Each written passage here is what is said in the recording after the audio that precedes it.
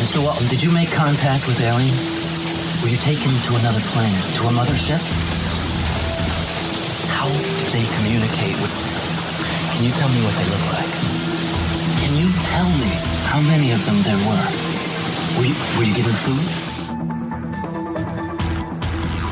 But the teachers are alive. They're not books. They are the very living essences of nature itself. What a strange person. Unbelievably powerful supercomputer that's running our reality, and we don't have a clue as to how to operate it. So when maybe you or somebody else creates an AGI system and you get to ask her one question, what would that question be? What's outside the simulation?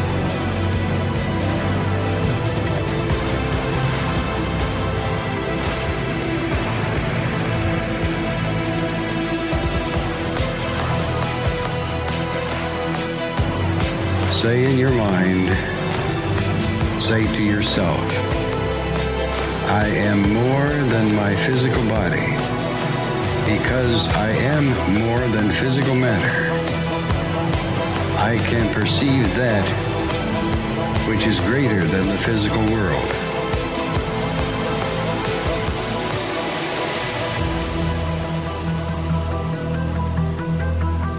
Do not know all the answers to the questions about reality. Do not claim to know the ultimate truth about life. I seek that which has been made hidden. As a part of a family and explorers of consciousness. I'm the void one.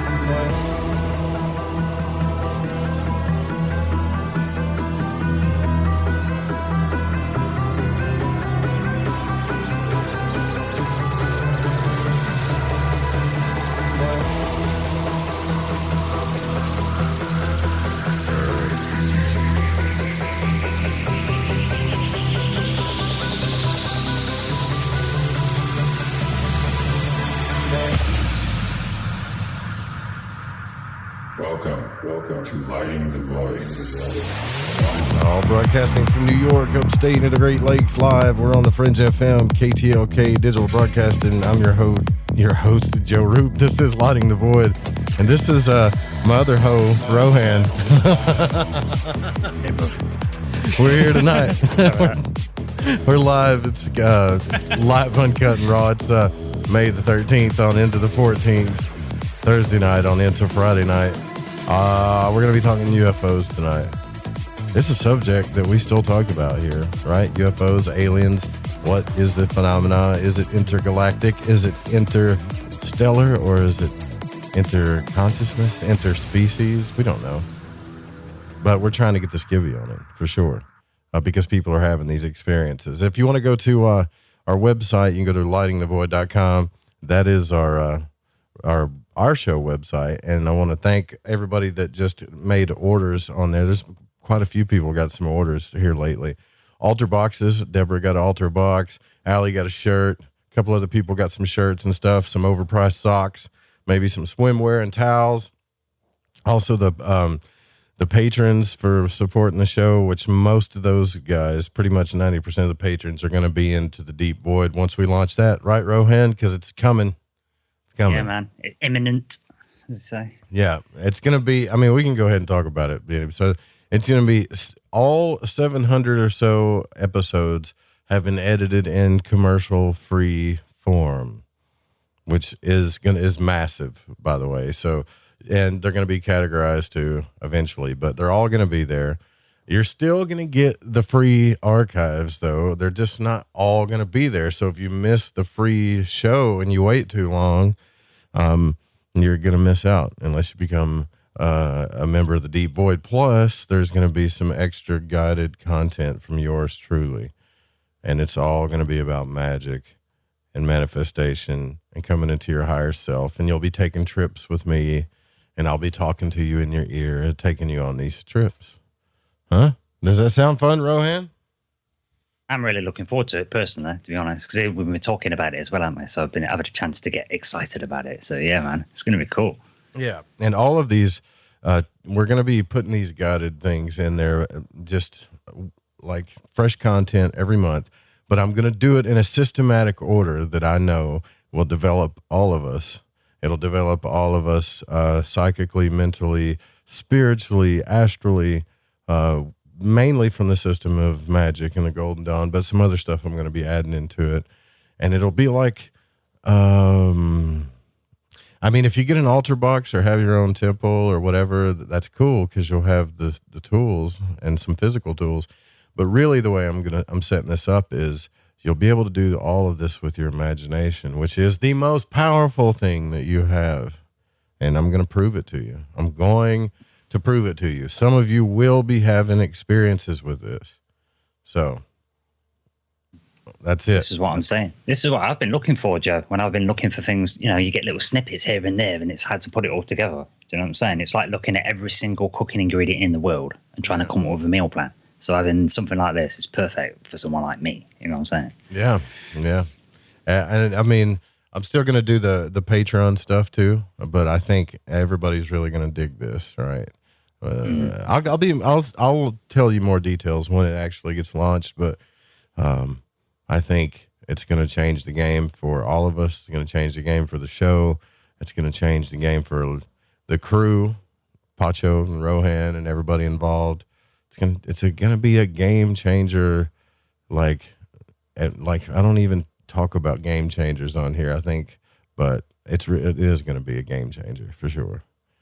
I mean, we're going to go deep into the void, about as deep as we can go. Right? Yeah. Yeah. And it's like you've manifested something new now, because we're always evolving, aren't we? And now you've come to a point when you've got something new that you can build, that you created, and it's that next step up, isn't it? It's like leveling up. Yeah. And honestly, like a lot of the magic that you learn to use when you study this stuff, you don't really need like physical tools or any. You just need your mind, your voice, your will, and your ability to focus, right? Mm-hmm. Mm-hmm. Yeah, and for those of you that love my sweet Southern voice, I'll be the one talking to you through this stuff, but you'll learn it in a way where you won't need that. You won't need the audio files unless you just want to go back and use them, So imagine being able to do this like magic wherever you are, temple or no temple, altar or no altar. It will not matter. They're going to tap into your true potential with this stuff. We got to, man. We're evolving beings, don't you think, Rohan? Yeah, you've got to keep going forward. It's the only direction, really. Anything else just creates like disturbance, sort of thing. Moreward, as someone said to me recently. You've got to keep going moreward, haven't you? Looking for more as you go forward. Yeah, forward. And Kat, I got your letter. Thank you so much. You're a sweetheart. Thank you. I mean, so many people support this show. It's insane. And some of you have been doing it for a long time, and I really do appreciate you guys.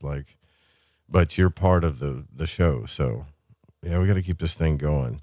And when I get to Arizona, then we're going to do a fundraiser, and we're going to get Rohan out there. That's what we're going to do. I mean, Rohan, I'm sure you can save your own money and all, but I want you to come out in style. I want you to be super comfortable when you come over. Yeah, I really want to make sure. It's on, man. Yeah, I appreciate that, Jay. That's such a nice gesture as well. That's awesome, man. Cheers.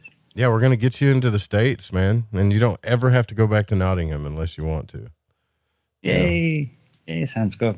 Sounds good. You come and be an American and come live with me in Arizona for a little bit and be a gun-toting hillbilly. Yeah, let's go and check. Yeah, I think that kind of lifestyle suits me, but we'll see. Yeah. Well, it suits me for sure.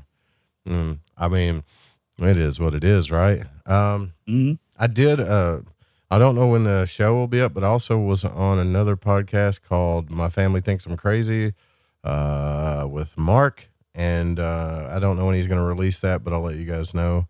I'm going to try to go on as many podcasts as I can and try to round about as many void walkers as we can get.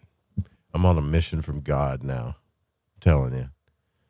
We're on a mission from God. Mm-hmm. That's how it seems to me. So it sounds strange to just say it, but we're on a mission from God. Yeah, takes them back to the Blues Brothers. That does.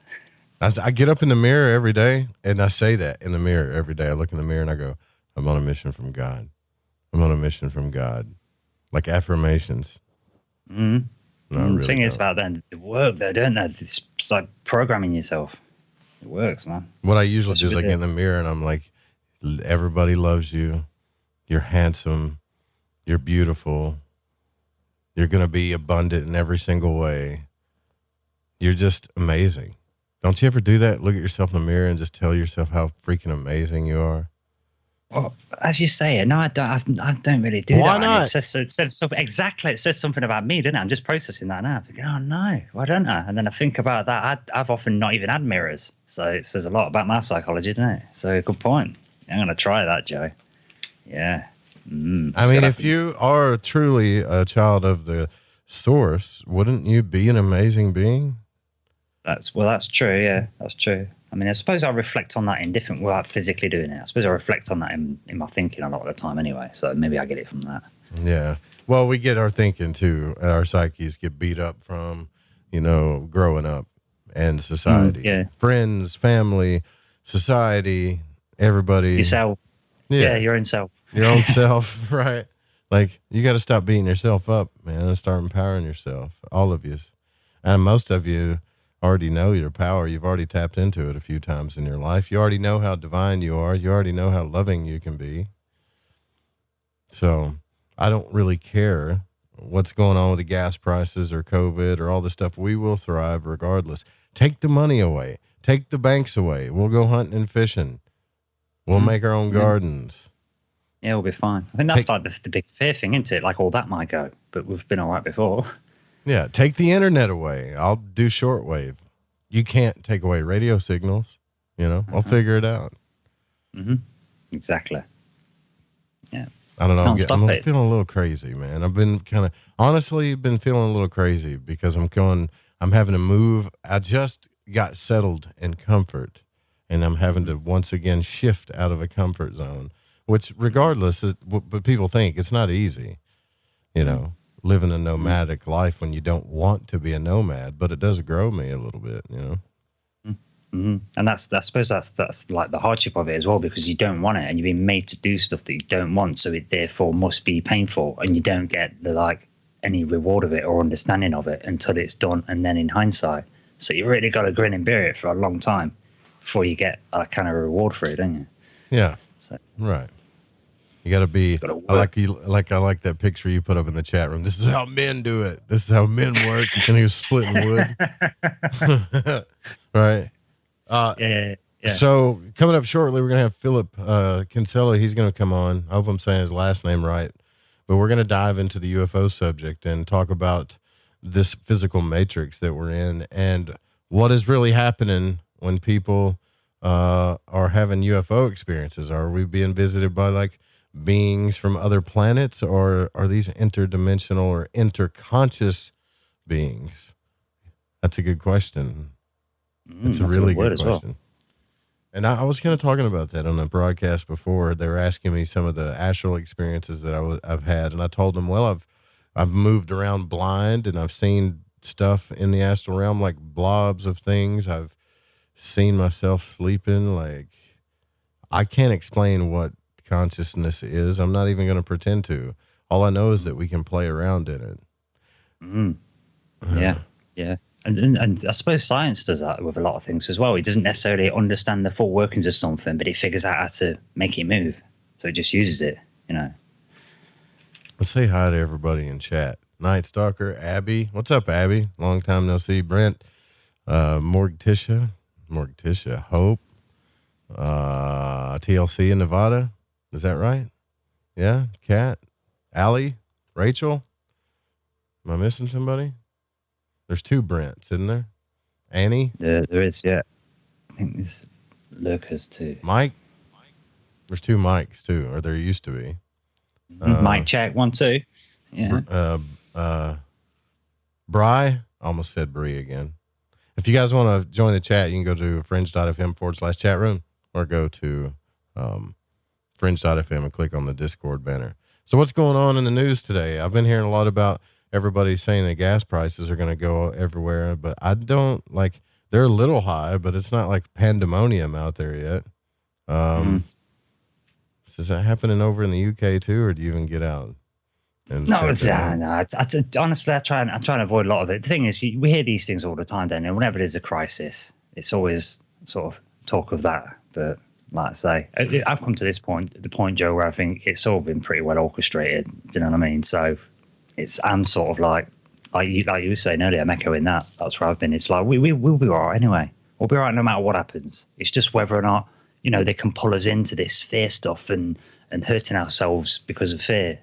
You know, and I think if you can avoid that and just be a person, just, you know, just be nice to each other like normal, then it will just feel normal and kind of be normal, get through. We'll be all right. You know, been in a long time, haven't we? You know, a long, long time. For all you guys running out to get the vaccine, there's a German researcher right now explaining why a couple of these, let me explain this to you once again, experimental vaccines, okay, are causing people to have blood clots. And I found out that Gigi's, and I don't know for sure, but I heard he's got blood clots too. That's why he's in the hospital. I don't know, but we got to keep praying for him and get him out of there.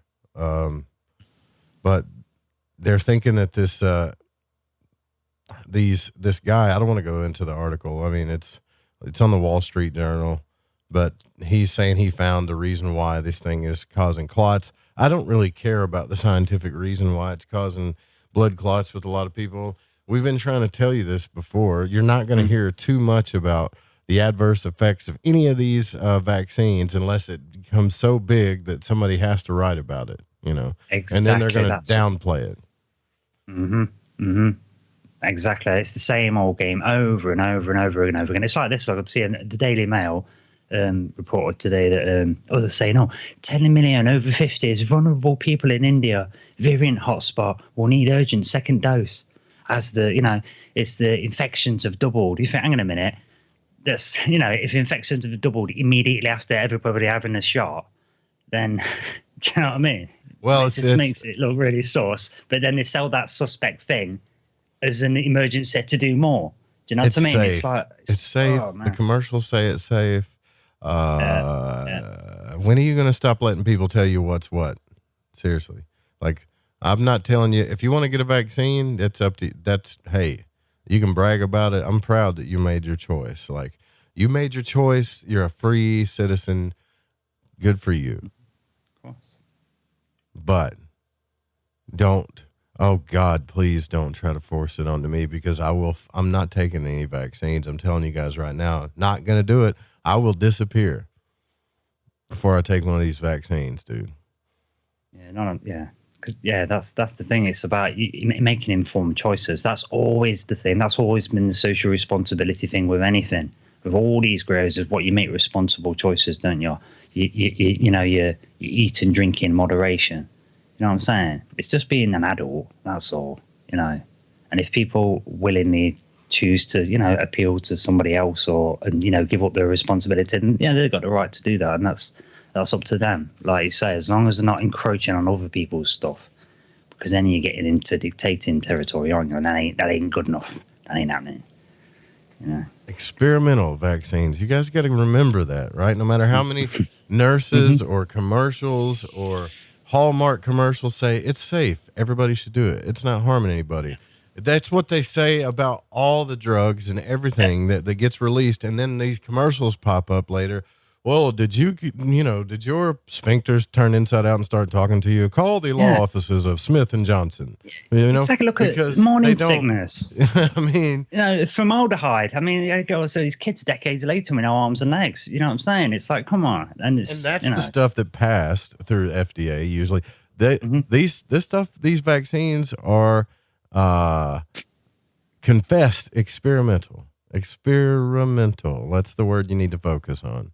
Are you an experiment? That's what you should ask yourself. Is your life worth an experiment that a pharmaceutical company thinks they know what's best for you, and they're treating you like an experiment? How much do you value your life? And these are complete strangers that have never met you face to face. as well. It's so easy to do things from a distance, isn't it? You know, to just dish out this stuff to all this mass populist people. They haven't looked you in the eyes.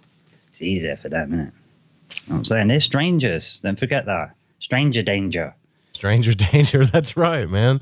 Like, would you let somebody come out of the neighborhood and be like, hey, let me stick you with this experimental vaccine? 30 people in the neighborhood said it was safe, and there's a big billboard up the street that says I'm cool and safe. Oh, sure. Yeah, go ahead. What's in it? I don't know. It's different than any other vaccine. It has some stuff to do with RNA, which is something that has to do with your DNA. But we are smart, and we know everything about it, like everything. I know some people say we don't know. The science knows the least of reality, but we know everything. We know what's best for you. Just let us penetrate you. Let's see what happens. That's probably, it's what it is, man. It's like the Dexter, those kids, where they grow up and they poke animals just to see what happens. That's what's happening to you right now. Yeah. I was imagining in my head, like, it's back in the day. It's like the exotic mystic comes into town and they've got this magical thing and everybody goes for it, because they're just someone else. It's just crazy, man. It's just, I don't know how to explain it. It's weird. You're going to kill people. If you don't take the vaccine, if people want to take that psychological warfare approach on everybody, then I would tell the people that say that to, like, don't drive then. Why don't we stop everybody on the road that's driving on the other side of the road that's 4 foot from us and say, get off the road. You're probably going to kill me. Like, I don't know, dude. I'm going to get on a rant again. I know what you're saying. You can extend it to so many things. Like I say, it's all just like, I know you said it so many times, it's all just ludicrous word magic and smoke and mirrors, and it's all illusion stuff to hide the real magic. I saw a guy in his car today, driving up Park Avenue, went out to eat dinner with Chuck Deluxe, and I saw a guy in his car wearing a mask in his car with nothing but dogs, like driving. Yeah. Does that make any sense, dude? It's like it become routine for people. It's like part of the reality now, I think what I'm going to do is I'm going to start, like, poking holes in my mask where my tongue is. And every time I check out, people will be like, thanks for wearing a mask. And I'm going to be like, you're welcome. And I'm just going to stick my tongue out and go, blah, blah, blah. Just do that. Just every time like someone looks at me to make sure I'm wearing my mask, I'm just going to stick my tongue through the hole in the mask. It's ridiculous. The thing is, someone did even invent one, like a remote controlled opening mask so you could eat. It's just so stupid. It's just about the same as, like, people walking down the street, like, nowhere near anybody outside wearing them, Yeah. We've watched too many of those sci-fi movies where if, like, you breathe the air, you're going to turn into a zombie, Yeah. It's, come on. Yeah. They haven't even said it's airborne, or then, do you know what I mean? It's, come on. It's just crazy. Well, it shows, though, you keep repeating things when people don't check stuff out. People don't, don't rely on themselves, and it's to just believe anything, and then that just becomes the norm. Yeah, nobody said Gigi's in the hospital from taking the vaccine. That's not the words that came out of my mouth. All I know is that someone said that he has blood clots. That's it. So don't put that on me. Hopefully he'll call me and let me know what's going on, or someone will call me and let me know what's going on. But anyways, we're going to get back into the consciousness exploration, the UFO subject, which sometimes it does seem so distant, right? At least over here it does. But it's still a thing. It's still happening. People are still having experiences. People are still seeing them. And hopefully when I get out to Arizona, I'm still going to see them too. So we're going to be back with our guest after this break. Stay with us. Stay with us, Rohan. Yeah, I'm just chilling it.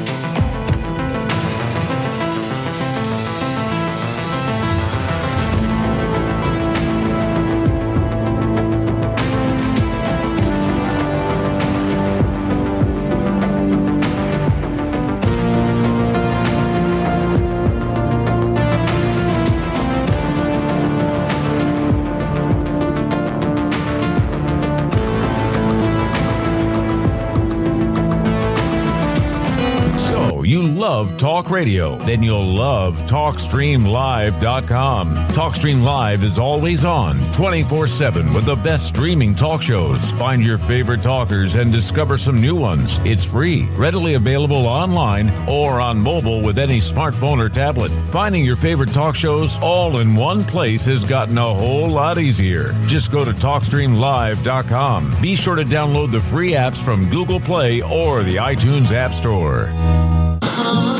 The truth is out there, and so are we. KTLK, Digital Broadcasting, The Fringe FM.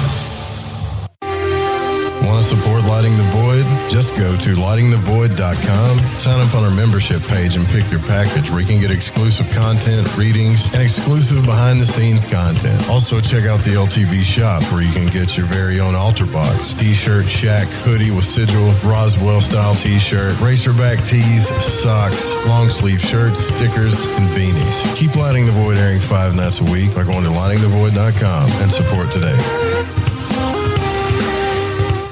Hey, is that a new music app? Yeah, check it out. Surfer Music Discovery. It links to thousands of online stations, but the twist is you see the song names and artists that are now playing live. That's different. No guessing. Looks like a waterfall of music. So many formats. Rock, oldies, country, R&B, jazz, and a whole lot more. How's that spelled? Surfer. S-U-R-F-R. Is it expensive? It's free. No need to sign up or sign in. Get the Surfer Music app free from Google Play or the App Store. Telepath is a weekly digital newsletter filled with the latest paranormal news, trending topics, and fresh articles from some of the most popular critical thinkers in the community today. Stay informed on your favorite paranormal podcasts and live streaming talk shows. Interact with the Telepath and upload your paranormal story or pics. It could be featured in an upcoming edition. Sign up right now for the free Telepath newsletter at paranormal.radio. That's paranormal.radio.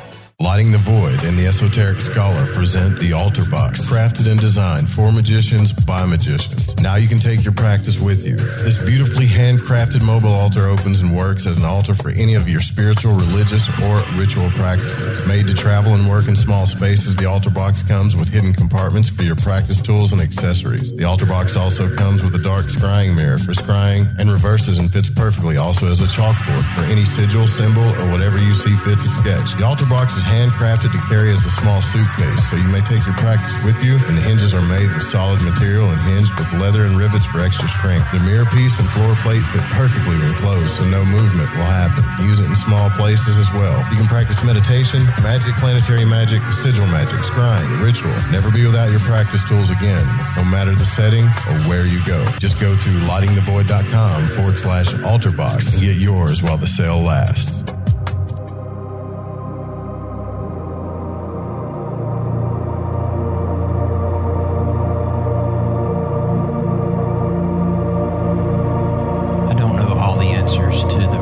About reality.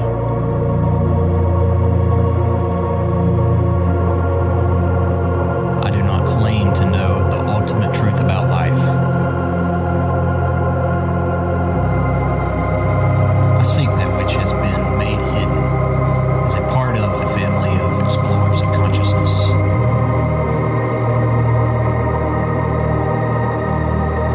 I am a void walker.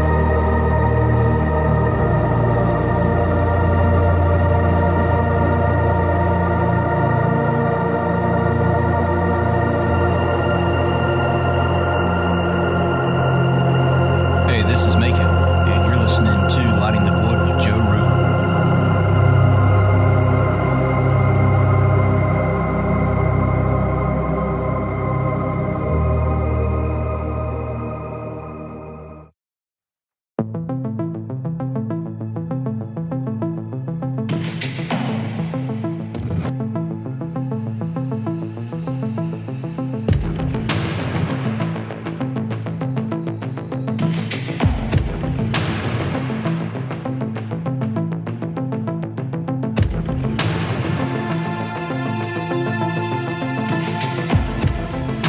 No. All right, welcome back to Lighting the Void. I'm your host, Joe Roop, and we're live on the Fringe FM. Our guest, Philip Kinsella, he's was on just with us a minute ago on Skype and then just dropped completely away. So we're going to try to get him back on as the show progresses. Don't know what happened, man. I don't know if Rohan scared him off or what. We were having a good conversation during break and he just disappeared. It might be the cabal. It must be the cabal, Joe. Nah, it probably he's lost his internet connection. You guys might get, it's, England. You never know, man. Glitches, glitches, of course, mate. No, but he wrote a few books about the subject, about the paranormal and cognitive behavioral stuff. And I really want to talk to him. So hopefully he'll get back on. Hopefully he didn't totally lose his internet connection. It happens though, man. This stuff kind of happens when you do live broadcasts. But I don't sweat it, man. Like, whatever. It's live. It's raw. It's uncut. And I don't know. Maybe you can tell us about your UFO stories, Rohan, because I only got a couple. I don't have many. Do you have any UFO stories? Not really. I've seen one time, but it's a really short and boring one. But I'll tell you that. It was just that me and my mom and my sister went to go to my sister's house, and we went in to talk to her some stuff about decorating and that. So we was just sat in the car outside, and it was a really hot day, and there was a field to the side of us where they was going to start building there soon, new houses. And we saw this blue skies, lovely nice day, and it was just a silver like pear-shaped thing, but the bulb was bit on the top. Just sitting there, man. It's obviously not normal, but it was just sitting there doing nothing at all. Just thought it was a weird thing, but it didn't do anything. That's kind of the same thing that happened to me when I saw that one that looked like a star, and then it kind of turned. You remember I was telling you it turned like a spotlight? But I've always wondered. I always wondered if that was like my consciousness doing that, Mm-hmm. or if it was really there. Because we don't know when we're by ourselves. Like, we don't know. That's the thing. If you don't have a witness there with you, how would you ever know?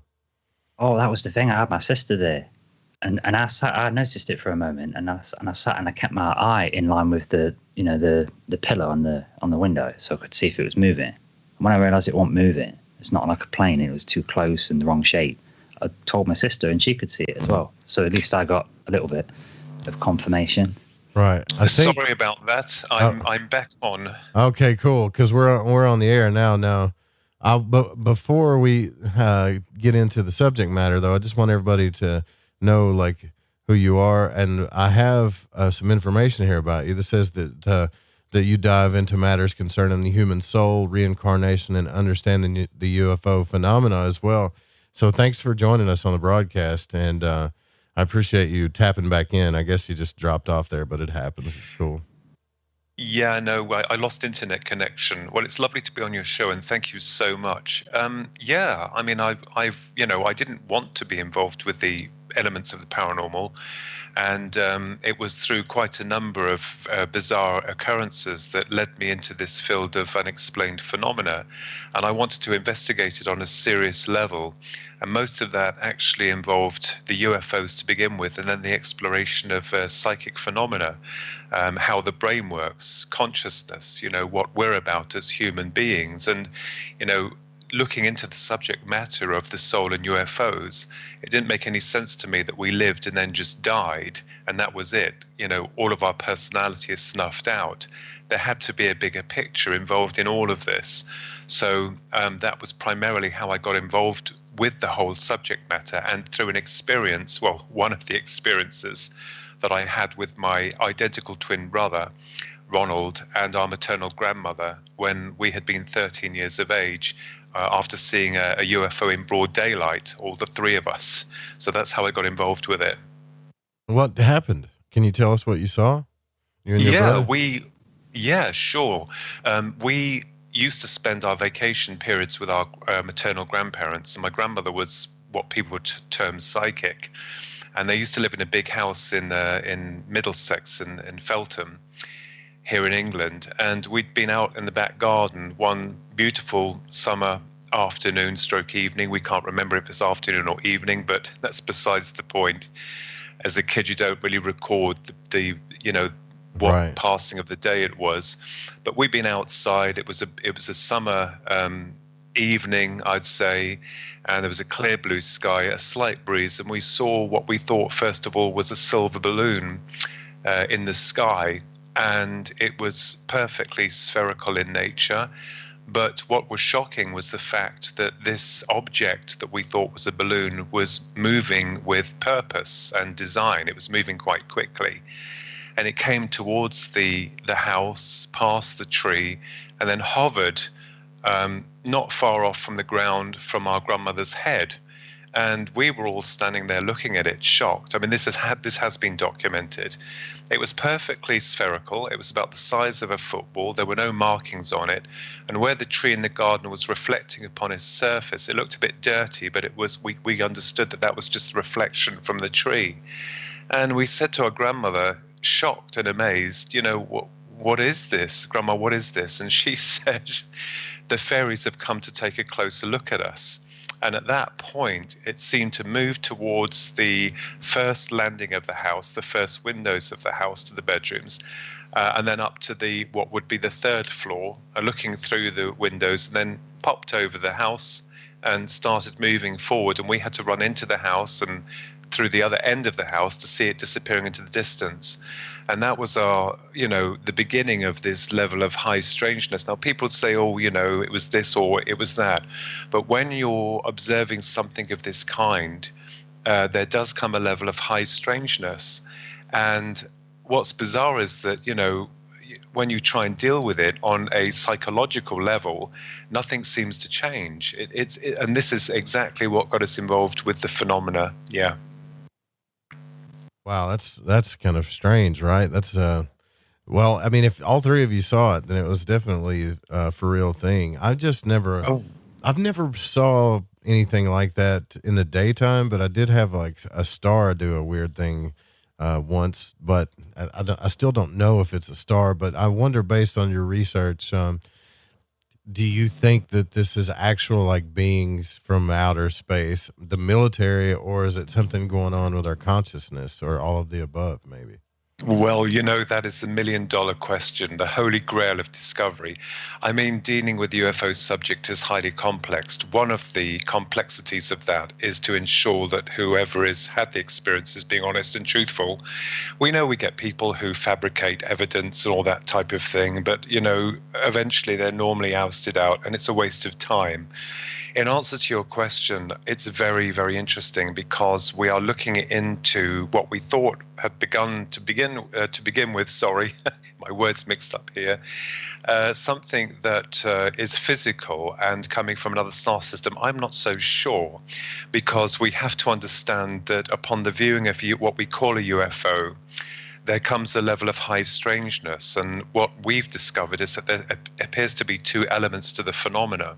One is not just the observation of the object, which appears to distort space and time itself, but also there appears to be a kind of very personal integration with regards to the intelligence behind the UFO and also the individual. And you'll find that a lot of times that although, UFOs as we term them have been filmed and been categorically observed, when it comes to the aliens, we're asking, well, where are they? Because, in our estimation of that, we believe that perhaps that such entities operate on an interdimensional level, as though there's some integration with the psyche. And this is why a lot of people who have what they call abductions can't categorically recall most of the events, because such an experience is operating perhaps out of space-time. And to give an analogy here, our human brain is fixed within this space-time on the Earth. And the filtering of consciousness, happens on a low level of conscious awareness. So we're recording everything from each moment of the day throughout our life. But if you take that consciousness away from its ordinary programming or its ordinary filtering of consciousness, then it has a hard problem dealing with that information.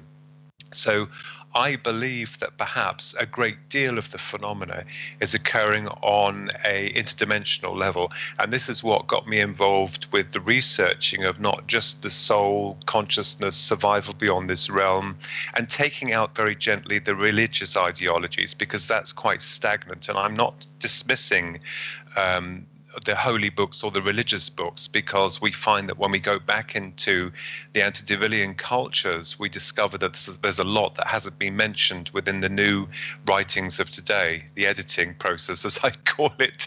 So I think perhaps in this very multi-complex phenomena, which, gets every researcher scratching their heads, we have to go by the interdimensional hypothesis. And for me, that sits quite comfortably, because a lot of parallels to the abduction phenomena may sniff suspect as to what we may be dealing with, especially with regards to the greys, as they're called. I'm sure everyone in ufology is aware of the greys that are most commonly reported within the abduction. So that is my understanding with regards to the phenomena at hand. Yes, definitely.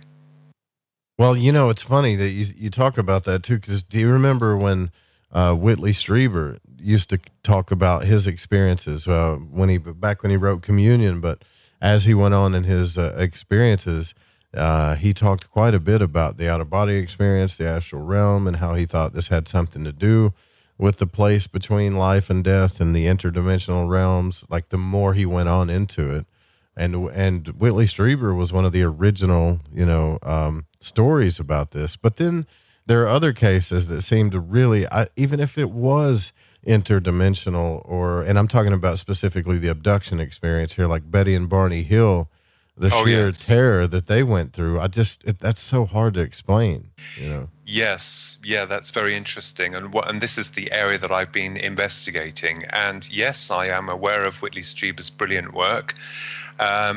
Although researchers have their own opinions, I think the phenomena itself affects the individual on a personal level, and this may involve the opening of the human psyche, which was previously closed.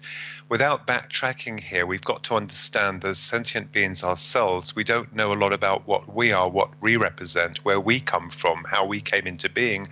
You have two sides to the coin. One is that it was all done by accident, that by chance, that nature was just some fluke that occurred through some big bang. I don't believe that hypothesis. But there again, we have to look into it. And the other side of the coin is that there was order and as opposed to chaos in our creation. So before we step into the light of the UFO phenomena and what we may be dealing with, it does amuse me to think that we don't know enough about ourselves, because it's an issue that's very delicate and sensitive in nature.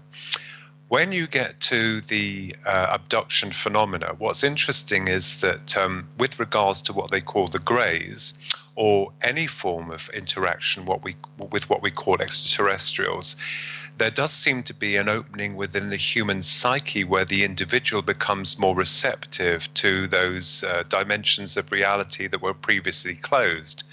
The only danger with that is, unfortunately, some people believe that everything is psychic and everything is UFO in nature. And there are some people who unfortunately negate it to the point where they narrow their field of conscious awareness. But, I and many others like to remain on the fence, as it were, but like in the middle comfortably with an open mind. Going back to the abduction phenomena, you mentioned Betty and Barney Hill, which is very interesting. That's a case that really intrigued me, even at an early age. About 14, I think, I bought the book by John G. Phillip called The Interrupted Journey, and I know now that Kathleen Martin and the late Stanton Friedman had brought out a new book, a more scientific investigation into the Betty and Barney Hill phenomena, or the experience as it was called. My brother and I know Kathleen. She's a lovely lady, very, very beautiful soul.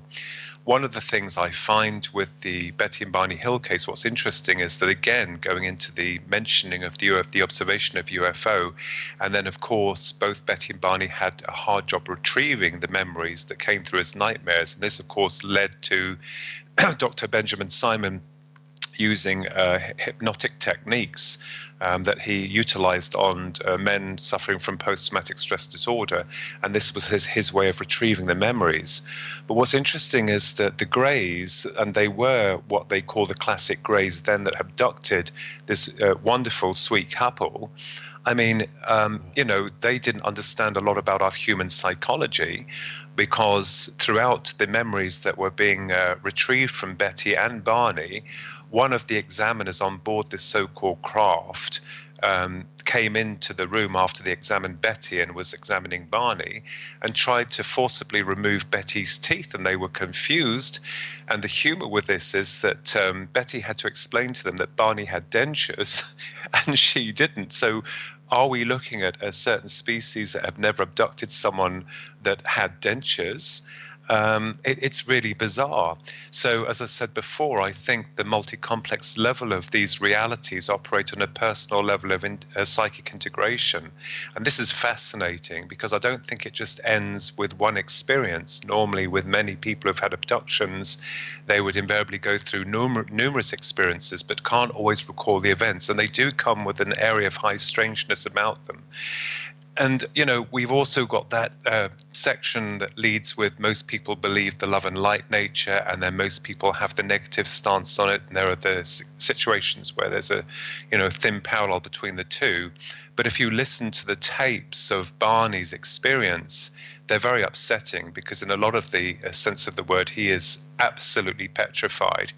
And I think if anyone going through a negative or very bad experience, most of the time we come out the other end kind of, if this sounds a little bit contradictory, but healed or more aware or more open. You understand? Yeah, so I wonder though, I mean, when I listen to especially Barney's voice in the tapes, because you've heard the tapes, right? Where yes, it's so horrifying. Like that's real fear. And there are lots of things that make me question the UFO phenomena or the abduction thing, or I always question it when I hear people talk about this stuff, man. But when I heard that man scream, the way he was screaming, I know for sure that was real. And I wonder sometimes, based on what he said he saw, if the government was involved in a way. Does that make sense? Like, why would he see military uniforms and things like that, Yeah, well, this is the question, isn't it? I mean, throughout my research, I had myself what they call an abduction back in the winter of 1989 in a neighboring village, and it was something that was very uncomfortable for me. I don't want to really go into, because it's too long-winded. It has been recorded, and unfortunately I suffered through the media circuits back in the day through mainstream television, who I realized later on through my naivety that they took a very negative stance on it when you're trying to be open. But one of the things that I understood from the experience that I had was one part had been physical, the other part had not. I was able to be taken through solid matter, solid walls, and there were some grays involved. And that's the only one that I recall. I mean, the observation of UFOs have been there for a long time, and thankfully, we had, if you call it proof, some proof of the last sighting that was on the 9th of April 2016 at 11:15 at night, after we'd come back from some friends for an early birthday meal, and I drove back, and we observed these UFOs, and my niece got involved, and they had been filmed and analyzed. But one of the things is that I find really intriguing about this is the greys, and why it is that they appear like phantoms, why it does appear that, they just appear almost like some form of mythology, but they are real, they have substance. And I wondered how it was that they were able to, take people from their homes through solid matter, and also why it was that they appeared prosaic in nature, almost as if they were a blank canvas, and why also it was that they appear to be involved, although I didn't see any of this, but within some form of reproductive program. And this led me into the understanding that perhaps the greys are not what they appear to be in the terms of solid nature that we understand, and that perhaps that they are coming from a state of reality that is stagnant. And this also called into question for me the dangers of cloning, the inherent dangers of cloning. Now, it's very dangerous to come forward and say, oh, I've got the answers, because let me tell you, I have no answers, like many other researchers that I know. But we are allowed to speculate. And even if we're wrong, then at least we've added a tiny dot to this multi-complex puzzle. But, in terms of the UFO phenomena, one of the main areas of my investigations are the greys, because that's the only thing that I understood, and also the UFOs, and trying to work out the bizarre nature and negative nature of what happened to me. So yes, when you hear Barney screaming, your heart goes out to him, because this is a guy who was really traumatized. I mean, and something that's not made up in any way or form. And interestingly, the doctor who helped them, Dr. Benjamin Simon, it was said that he didn't, to the public, he didn't believe that it was aliens that abducted them. He believed that something happened, but privately he did, because back in the day, you see, your reputation was at stake. But talking about the military as well, that's interesting. But don't forget, the military were interested in the design of the ship. They were interested in the red tips on the sides of the craft that Barney and Betty had observed, and Barney through his binoculars. So I think the Betty and Barney Hill case is a fascinating example of bringing this all to the attention back in the very early 1960s. And they paved the way forward for future researchers to try to understand this, because no one would have understood the abduction phenomena at that point. There was a physical part and another part that appears to have been secreted deep within the recesses of the human mind. And this is what led to future development of studying the abduction phenomena and utilizing methods of induced hypnosis, or having a trained regressionist going in, and they have to be trained. I have never been regressed. I don't feel comfortable in being regressed. My experience I recalled most clearly, and strangely, a lot of it was clear to me. But there are other areas within your life that you start to realize, other strange things that occurred, but I'm not one of these people that make things fit. I think, we have to look at it from a distance and try to understand on a theoretical level of what we may be dealing with here. Well, and if you look at, people stop, and when I look into this is kind of why I like what you do and what you talk about, because people kind of get really material in the UFO field, and they stop at the material world, and they forget that we have all of this esoteric knowledge in our past, and proof, beyond proof now, that the out-of-body experience is real, that there's something else out there now. So we can move in between realms while we're sleeping or meditating and stuff. So if that's, and I can't imagine that we're even close to being an evolved society compared to whatever else is out there. So it makes more sense that these things are using consciousness than it would be if they're just traveling light years away, to me. Yeah. I mean, consciousness appears to be the underlying factor. I mean, with regards to the human brain, if you take psychic phenomena that used to be, actually UFOs and psychic phenomena are areas of research that were completely poo-pooed by the media. And of course, you daren't speak about, UFOs or, talking to the dead, as it were. But my understanding on the other side of the coin with regards to what we represent demonstrated to me quite obviously that we are more than the flesh and blood. And this is something that perhaps that these other interdimensional entities are interested in with regards to us, because I've always believed that we continue beyond this phase of physicality. And this is what led me into areas of consciousness and the human brain and the mind, as it were. Mind, consciousness, to me, soul is the same thing, awareness of self.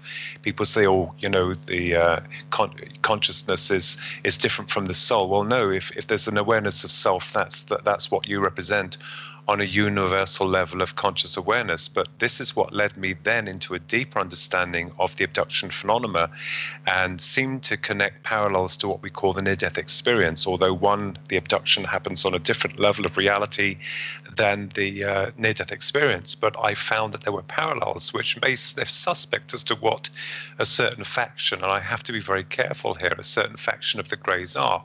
Kathleen Marden made me laugh when she said there's probably a rogue group of Greys zombies going around like some badass cowboys, you know? Yeah. That could, I mean, that's what could have been going on this whole time too. You never know, right? Like, so yeah, we'll get to the military part a little bit later.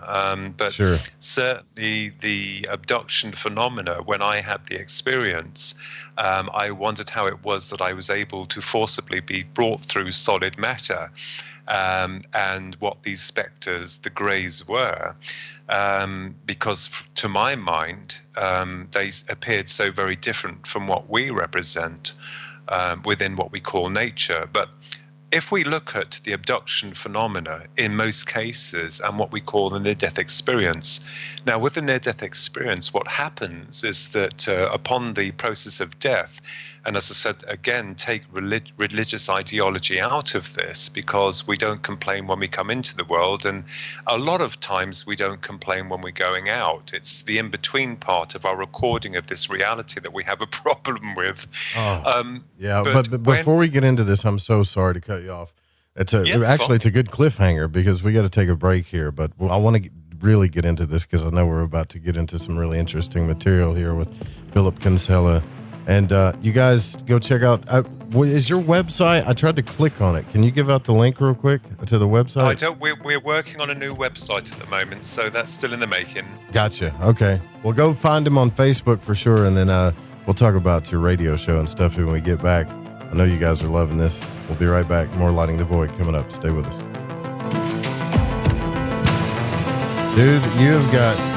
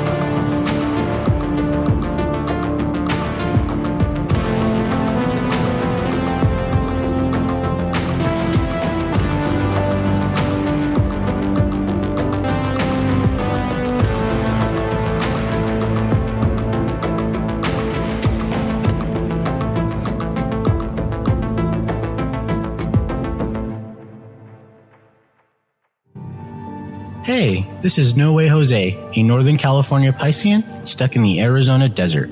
I'm a void walker, and I got the shoes to prove it. So what do I do when my soul yearns to delve deep into the realm of the unknown? I aim my satellite straight into the night sky and catch a smooth ride on the KTLK-DB radio waves. I tune into Lighting the Void with Joe Root on the French FM. Joe, Lighting the Void is the best show on the planet. This is Barney, your friend from Facebook. Thank you and all the crew for all you do. Namaste, my friend. This is Macon from the foothills of North Carolina, and I am a void walker. G'day, void walkers. This is Lily from down under Australia. The world may be small, the enigma is greater. So let your curiosity take you for a journey with Joe Root. Hey, this is Fee, coming in from Central Maryland, and I am a void walker.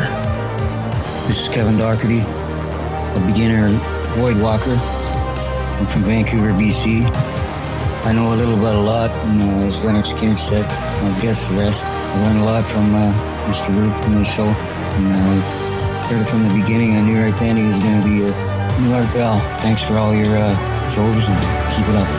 Hey, this is Derek from Mass, aka the Night Stalker, and I'm a void walker. This is Mark from Chicago, and I walk the void to ascertain what is consciousness. My name is Jared Johnson, and I'm from Humboldt County, California. I do not know all the answers to the questions about reality. I do not claim to know the ultimate truth about life. I seek that which has been made hidden as a part of a family of explorers of consciousness. I'm a void walker. Thanks, Joe Root. This is Barbara Charlton from Metaphorical Archaeology. If you've ever had a traumatic paranormal experience, the effects of it may stay with you for years. Who do you talk to? You can't go to conventional help. What we do is we use emotional freedom techniques or tapping to actually neutralize the effects of that event. Maybe when you tell the story now, your heart races and your palms get sweaty. You don't even want to think about it because you don't know how to neutralize that. That's what EFT tapping does. It neutralizes those emotions. The circuit that was recorded on is gone. The energy flows freely and you're free of it. And that's what emotional freedom is all about. We offer this as a pro bono service, but this is something that I offer because no one, it seems, is helping people with these experiences. If you'd like to reach me, it's really easy. My cell phone is 214-995-3754. Please leave a message. I will get back to you as quickly as possible. Or you can email me, barb.eft@gmail.com. And EFT stands for Emotional Freedom Techniques. Reach out to me. It's confidential. This works. You won't believe the results. Have you heard of heavy metals? Yeah! I'm not talking about the heavy metals in the junkyard. I'm talking about the heavy metals that build up in your body. Heavy metals in your body can make you feel sluggish, fatigued, and just plain off. Why not try Life Change Tea at GetTheTea.com? Cleansing your body and making you feel great. Cleansing the inside of your body of intruders that sneak their way into you and set up an intruder camp. Life Change Tea helps remove unwanted intruder camps. Brew it, steep it, and drink in the results. Tastes great, so you can create a new health habit. Our tea loves to help people. It just needs the chance. So order yours today by logging on to GetTheTea.com. That's GetTheTea.com. Our Life Change Super Strength Tea is waiting. This could be a beautiful relationship. Take charge of your health. Order at GetTheTea.com. That's GetTheTea.com. The Fringe FM isn't just a radio station. We also provide services for all your audio production needs. If you are interested in live radio or pre-recorded podcasts, we're here to help. We even do audio enhancements and voiceovers if needed. If you want to do a podcast or live radio show and even want the option to syndicate on terrestrial radio, from simple audio file enhancement to live production and call screening, we have you covered. We have worked with some of the best professionals in the business in order to provide coaching instruction for content creation, show structure, and more. Contact The Fringe Digital Media for more at info@thefringe.fm. That's info@thefringe.fm. Or call 501-777-5631 for a consultation.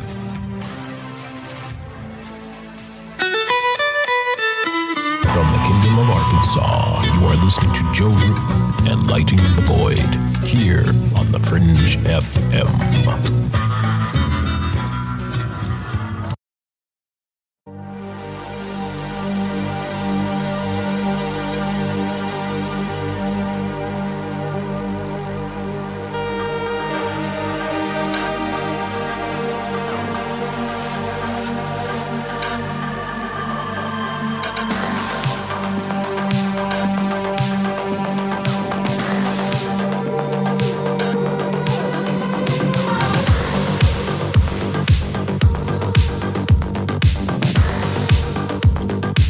Welcome back to Lighting the Void. Our guest tonight, Philip Kinsella is here with us, and we're talking deeply about the UFO subject, and this is the exact kind of conversation that we like to have here, because I know you guys love the stories, right? And radio is always about stories, but I think it's important that we dive into the subject and start asking the right questions. And that's what the show is all about. So thank you for coming on, Philip. Thanks for joining us this early. Well, I know it's early over there. I am very honored indeed. Thank you. It's really nice. I mean, I've always said that with regards to the subject matter, it is so multi-complexed, and, people have different viewpoints, and we have to be very careful, not to tread on people's belief systems. But when we're looking at the subject matter, one of the things that I was more interested in was the truth and the reality behind the phenomena. And yes, it is true, it's real. But why is it happening, and why does the abduction phenomenon secrete itself so deeply within areas of the psyche that's hard to retrieve for many people. One of the things I was more interested in carrying on from where we left off was the interest in what we represent on a biological stroke psychic level. And I wondered how it was that the abduction itself seemed to mirror the near-death experience. Now, I was afforded a theory way back in 1996 that had been published in, I have to boast here because I was very proud of it back then, in something called Alien Encounters, called Spirits in a Material World, which dealt with the Greys and the abduction phenomena. And I realized that perhaps the Greys are, some kind of being that's replicated itself, cloned itself to the point of canceling itself out of creation. And the theoretical design behind this hypothesis is enough to blow your brain, but I'll try and get round it. All right. Because as you said, a lot of people tend to put the UFO phenomena in a box and label it with a complete physicality, like nuts and bolts, here it is. Well, there appears to be two parts to what we are. We're physical and non-physical as well. We have a biological form on this earth plane, and we have something called consciousness, which we are still exploring, and very hard to contain, because I believe that we operate rather like, and giving a very simple analogy, the mobile phone network system. You have your mobile phone, which is the hardware, and you have the software that you can't see that's unique to the application that you have. And these signals carry information through what we call the ether, connect with your device, and depending on the memory capacity of your device, will quite happily bring the information through from the ether or the signaling system. So it's quite possible that as humans we operate the same way, where we go through some form of gestation period, we're born, we're brought into the world, and then of course we start recording. And it's possible, even conceivable, to assume that in this life we are working on a blank canvas, that we're recording our experiences from birth to death, and perhaps when we die, our consciousness returns back to the source of origin and perhaps expands upon the process of creation. I've always believed that perhaps that we are a continuation in terms of reincarnation, and maybe not just on the earth plane. And this is something I had a hard time accepting, but now do understand. It makes sense that perhaps we incarnate just not upon the earth, but other areas or dimensions of awareness, which a lot of people are still exploring, which is fascinating. Mm-hmm. But what are the Greys? They appear to me, to my mind, they're as a blank canvas. They don't understand about love, of empathy, of time, of taste, of smell, those attributes that make us what we are as humans, and why it is that such beings, if we call them beings, are interested in a process of reproduction for species that themselves cannot reproduce. We've heard, or we hear as researchers, a lot about the hybridization program, highly complex and very controversial. So my idea is that, well, perhaps the Greys themselves that cannot reproduce and are some form of cloned entity, perhaps are interested in the application of rebirthing or the cycle of rebirthing, and this brings into fray areas of the soul. Now, we have to be very careful, because a lot of people believe that the beings are from us from the future, that they're from another planet, that they're demons, and the list goes on. But if we look at ourselves as human beings, we are part of almost all those traits, as it were, because we're all very different. But it could be that the Greys have cancelled themselves out through this process of replication, i.e. areas of the soul. And I can give you an example. I mean, if I cloned you in a laboratory, physically cloned you in a laboratory without those clones coming through the natural birthing cycle, the gestation period within the womb, then I believe it's possible to consider that the clone itself will only have the one memory imprint of one single life. And that when that copy dies, it is not strong enough to go back to where you and I go to, that we assume when our consciousness, precedes this dimension of reality, the soul, as it were, because a lot of say humans, I am human, I'm not alien, they carry the sum total of past lives and future lives perhaps. But theoretically speaking, it's possible that the greys are stagnant, or that when the physical copy of that clone has died, that their consciousness has amalgamated to another area or another dimension, and as a one hive mind consciousness, they have penetrated or found this realm where we as sentient beings can reproduce. And is it possible perhaps that the greys are trying to find a way of, bringing their awareness, or their stagnant awareness of the cloned consciousness, into a living organism that will be able to gestate and then die? We don't know. Now, looking at the abduction phenomena, the other part to this that's interesting is that when someone has a near-death experience, and this is proven within science, and I'm not talking about the mainstream media that poo-poos UFOs and life after death and cryptozoology and all that type of thing. Right. When someone has a near-death experience, they are transported into a world more real than the one they left behind. There is a sense of timelessness. They communicate with loved ones or masters or whoever through a process of telepathy. And in a lot of cases, when they're returned, because they have to return, because otherwise they won't have the knowledge or information to relate to us here from this side, if their body has been in some form of trauma or some kind of life-threatening illness, then usually, miraculously, the person that's come back from the near-death experience find that they are healed, and also the experience transforms them. And this comes, as I said before, with a level of timelessness. Now, if we look at the other side of the coin with regards to the abduction phenomena, the greys, in most cases, appear to be able to penetrate physical matter. They can normally come through walls or wherever. They want the person that they're abducting to be consciously aware, and forcibly remove that person from the house or wherever they are and bring them into their realm or their dimension of reality. The greys communicate telepathically. There is a connection of timelessness. But what's interesting with most abduction cases is that the individual cannot recall the events.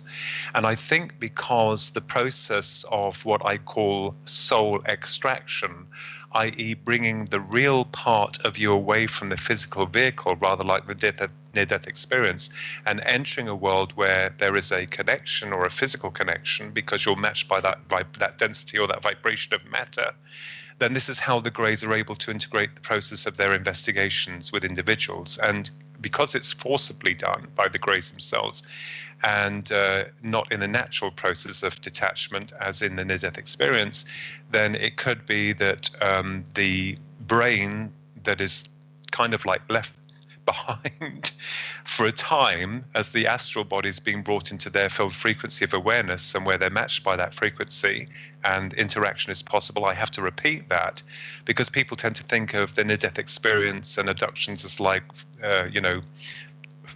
not really occurring or like wispy in nature, but it's very real in nature. So this led me into the understanding that there is more to us than just the physical part, that the real part is the essence of what we call consciousness. And this is something the greys appear to be interested in. What makes us tick? What makes us what we are, because the greys appear to be a complete blank canvas. It's almost as if they are harvesting a DNA or these attributes that make us what we are, or the God force, as it were, and they want it. And why is it that the greys intend for them to remain secreted, to not reveal themselves as they truly are? Now, that doesn't appear to me to bring us any signs that these beings want us to openly accept them and understand them. Their modus operandi is secret.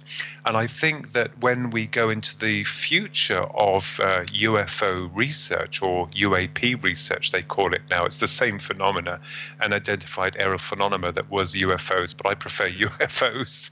Although the name's changed, the phenomena hasn't, although it seems to progress as we progress as a species.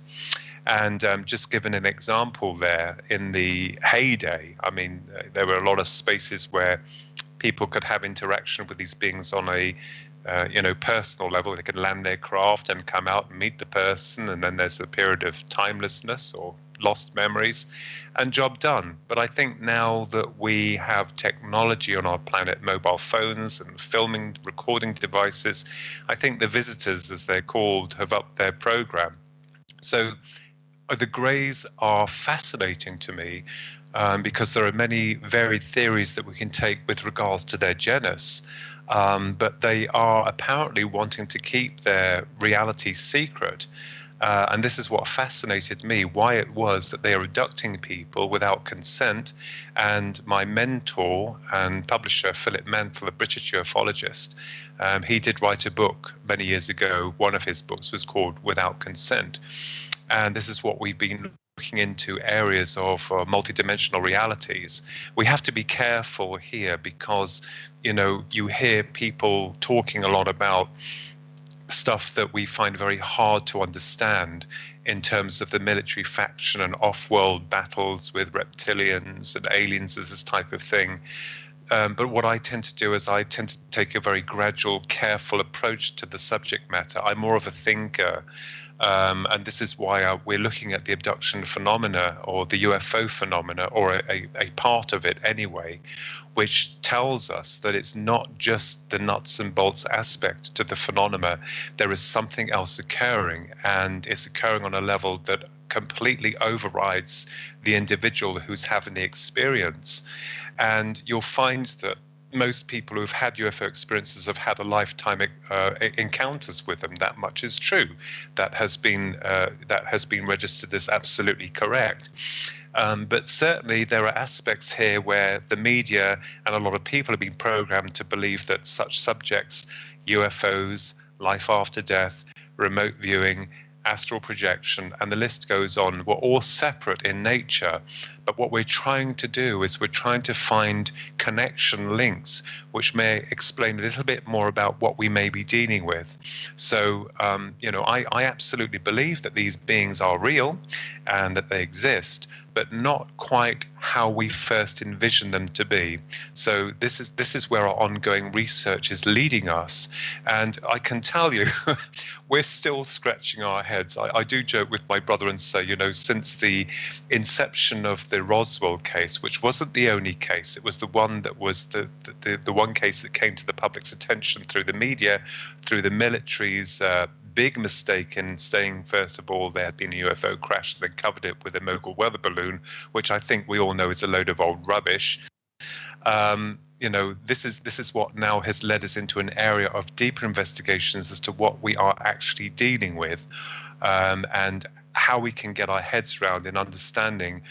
Because after all these years, going back to what I was saying earlier, what do we have? We still have you've got to laugh, we still have a blank page. But we're allowed to speculate as to what we may be dealing with. So it's very interesting. That's why people ask me all the time. They're like, why don't you do more shows about UFOs and ufology? And I'm like, well, I will, if I can talk to somebody that can at least give me, and this is exactly what you're doing, a deeper understanding, an alternate perspective, or even a different story, because we're getting to this. I mean, don't you feel like we're getting to this place of, it's not, I wouldn't say not stagnancy, but we've hit a wall. And I've had Stephen Bassett on, and they all talk about, it's good that we're involved with, these people in the government and to the stars and Elizondo. And it's like, well, they're so happy. Well, at least we have this, we have something. Let's just hold on to this. And I'm thinking, yeah, that's cool. And you guys have done great work to get to that point, but we can't stop there. We can't just hold on to that and hope that we get the truth from all these people. I don't know about it. Yeah. I don't trust it. Yeah, and I agree. I mean, I respect every researcher's stance in this, because no one can say that they're right or they're wrong. But one of the things that interests me is the fact that dealing with this subject matter is rather like the series from Chris Carter's The X-Files. As soon as you have the evidence, it seems to disappear. And we're finding that the phenomena itself is always one step ahead. This does open up areas of the multidimensional question. We have to also take the other stance of, people saying, about disclosure, we want disclosure. Well, that's all well and good.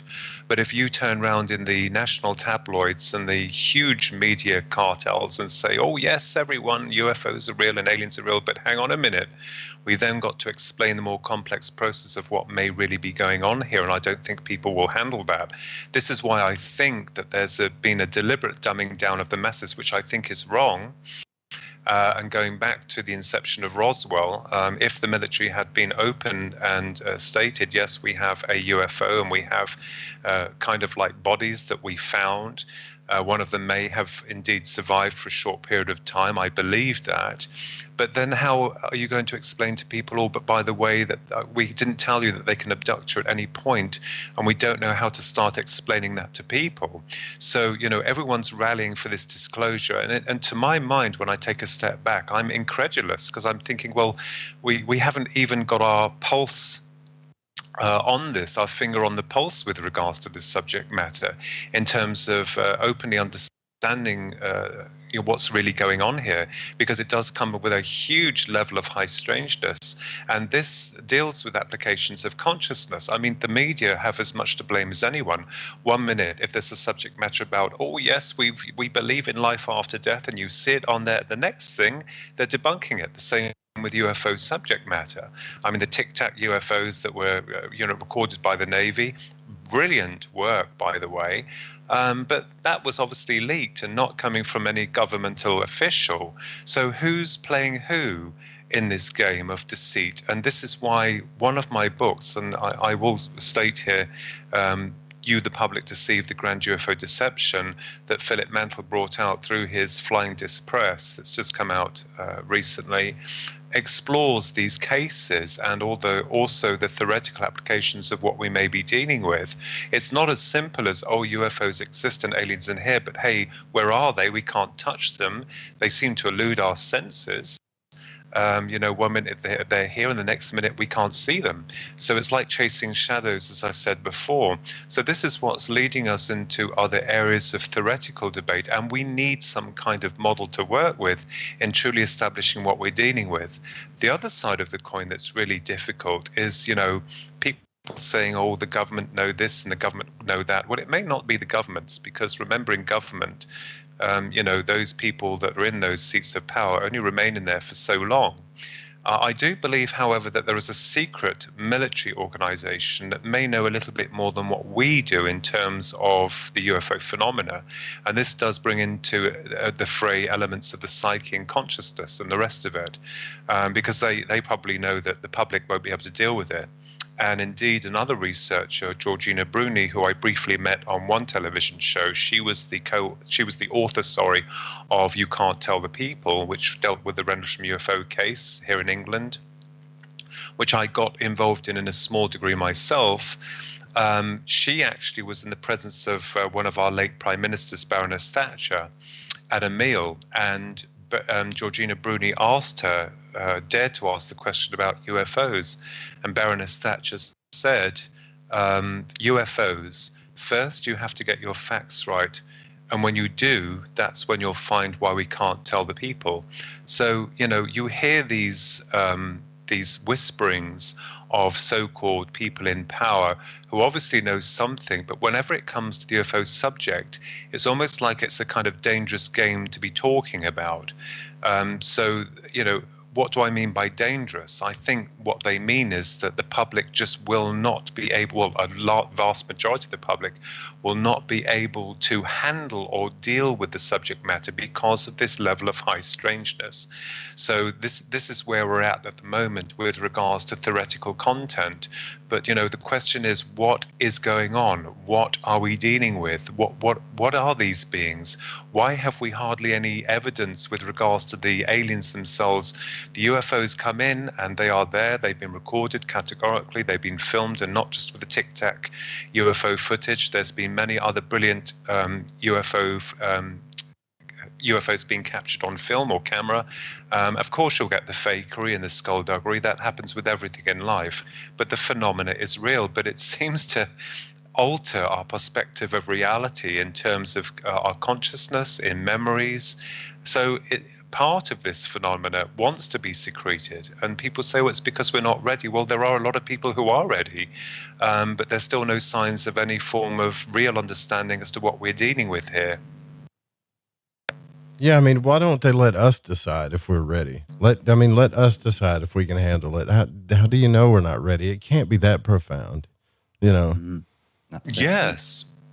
I mean, it can't be that profound. As much as we talk about stuff, it doesn't seem like, and even if it is so profound that we can't wrap our minds around it, I think we should still know. You should still try to explain it to us in some form or fashion.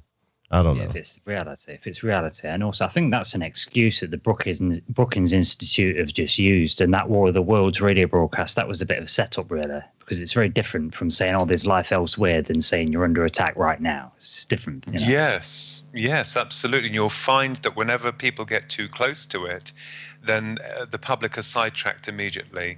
And this is the really damning thing about the world that we live in, because sometimes it feels like you're pulling your hair out of your head, because, you know, you want disclosure, you want to understand what's happening, you're looking and you're researching, and other people are, you know, trying to find the answers. But this system that we serve is the main problem.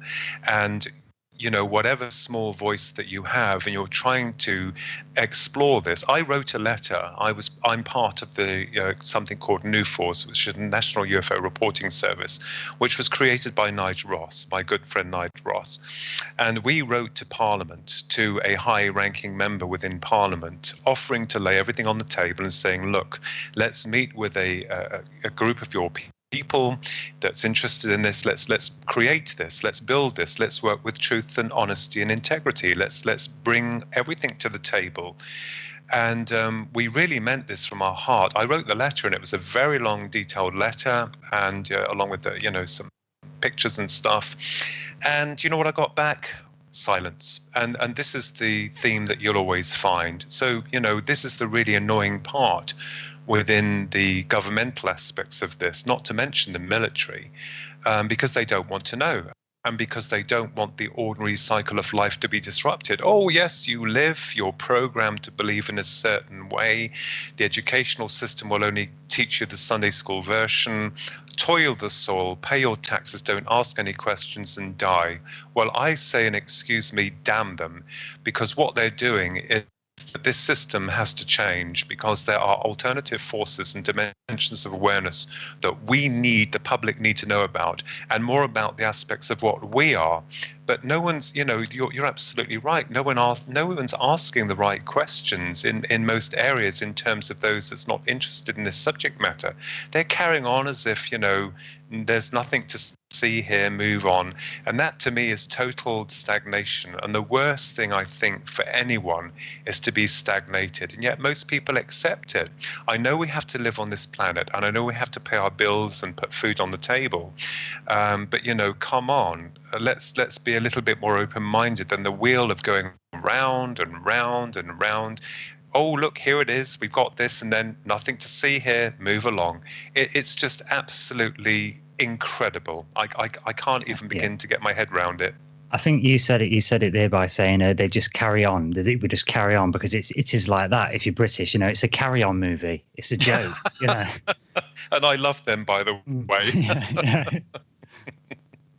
Oh yeah, we got to see the metaphor there, don't you? Yeah. We got to. Sorry, guys, I forgot. We're at our last break here. Almost walked right through that one. All right, we'll open up the phone lines too. If you guys got any questions, it's 1-800-588-0335. Philip Kinsella is here with us. We'll be right back.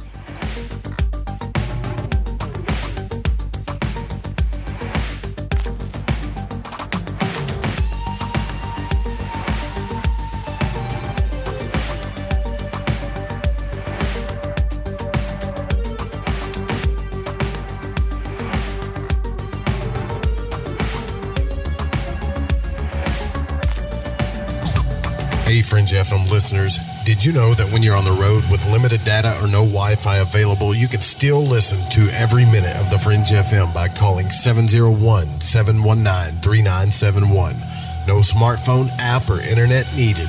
Saves your data plan and no extra cost if you have unlimited minutes. Call 701-719-3971. That's 701-719-3971. Listen to The Fringe FM on any phone, anytime, anywhere. AncientLifeOil.com. That's AncientLifeOil.com. Are you stressed? I mean, who isn't? Anxiety creeping in? No, not that. Is sleep hard to attain because your brain just won't slow down? We're living in crazy times, and the fear knob has been turned up. Okay, there's an answer. Take a big breath, exhale, and go log on to AncientLifeOil.com. CBD, broad and full spectrum, organic and non-GMO CBD for you to enjoy. Change your tune from fear to calm, from brain overload to clear thinking. 0.003 THC on full spectrum and 0% THC on broad spectrum. Competitive pricing with the best quality. Also know everything is going to get better. No worries, be happy. CBD can help calm so your nerves don't think they're a 6-string electric guitar. Enjoy life, smile, and log on to AncientLifeOil.com for great CBD. That's AncientLifeOil.com. You'll be glad you did. Want to know what's on The Fringe FM? Check out our schedule at thefringe.fm. Hola, Fringe listeners. This is Dave Cruz of Beyond the Strange, and you're listening to The Fringe FM. This is Malorcas45, fan of The Fringe FM, challenging everyone to open their mind's eye. Listen to Lighting the Void with Joe Roop to gain precision for your third eye vision. My name is Jake. I'm from Billings, Montana, and I am a void walker. Hey, Joe Root. Thanks for lighting the void. This is Janine in the bluegrass of Kentucky, and I am a void walker. What's up, guys? This is Damien from San Marcos, Texas, and I'm a void walker. I listen to the show to keep myself aligned with the world. Hi, this is Laura, aka Laura Lavender. I'm from Las Vegas, and I listen to Lighting the Void because it helps me understand some of the strangest experiences I've had. So thanks for all that you do and for always being there for us, Joe.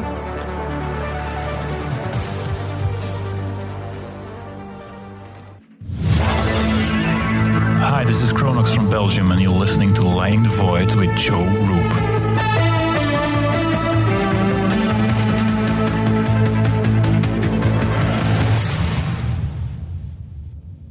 Hey, this is country music singer and void walker Jason Benoit, and when I need my fix on the world of magic and the capabilities of the human consciousness, I listen to Joe Roop right here on Lighting the Void Radio.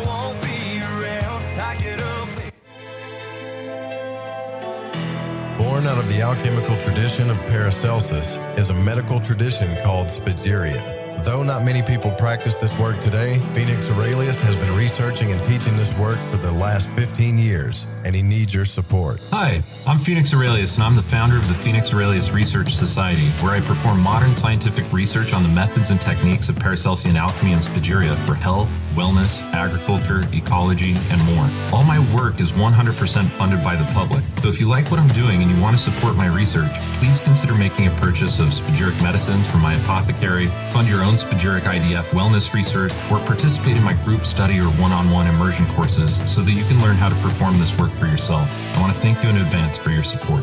Visit thefringe.fm/alchemy research and enter coupon code FRINGE and receive 15% off anything and everything on the website. That's thefringe.fm/alchemy research. And thank you for doing your part and keeping alchemy alive in the modern day.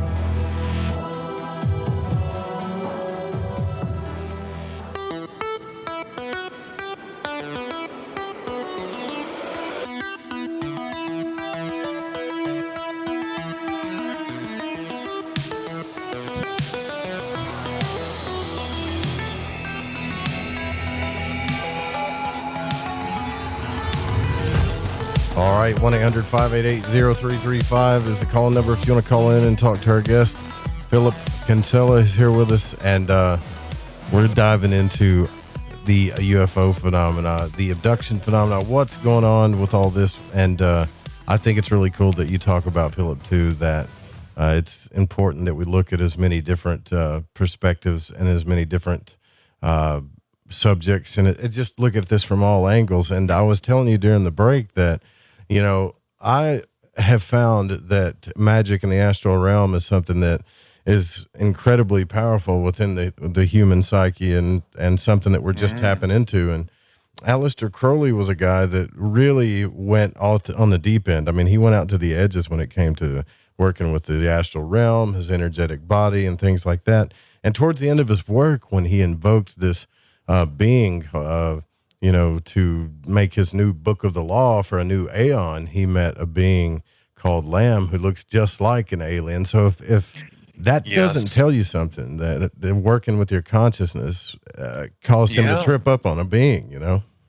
Yeah, and I absolutely agree. I mean, we have to look at all aspects of this and be open to it, and I always have. And as we said in the break, I've been very interested in the Skinwalker Ranch in Utah and other areas, geographical locations around the world that carries this level of high strangeness. So I believe that, you know, we call it magic. People call it, you know, something that's esoterical, but actually it's a reality in nature. And I think that because most of the time our human consciousness is so disorganized and not focused, I think this is why when you go to these certain areas around the world, let's take Skinwalker Ranch, for instance, we know within history that there was a dispute between two tribes, two Native American Indian tribes. I have the greatest respect for the North American Indians and their beliefs, but they put a curse on the land, and this invoked what they call the Skinwalker. And I believe that, you know, the mind is a very powerful tool. I mean, you know, because we're so disorganized, we're not able to be focused. And I think the system wants that. It wants us to be in complete chaos. But, you know, words, as we're finding out, are powerful, and certainly words are more powerful than the sword itself, as they say. And I think that perhaps some form of psychic imprinting can occur. And, you know, if you look at these national forests, and, you know, there's lots of accounts of high strangeness with regards to that. And, you know, the Yeti or the Sasquatch is normally seen there.